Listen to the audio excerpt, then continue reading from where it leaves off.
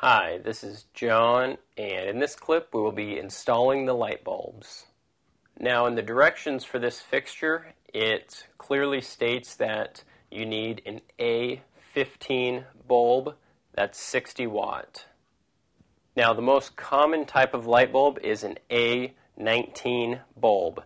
Now these letters and numbers refer to the size and the shape of the bulb. Now if we take a look at the two bulbs, our bulb on the left is an A19 and our bulb on the right is an A15.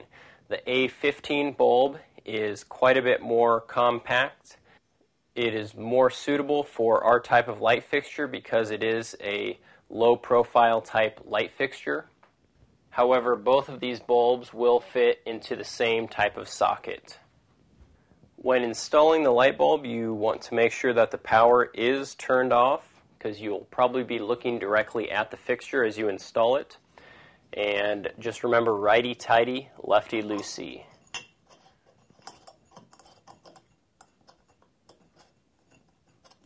When you tighten it, you don't want to tighten it too tight because you don't want to break the glass or you don't want to damage the socket.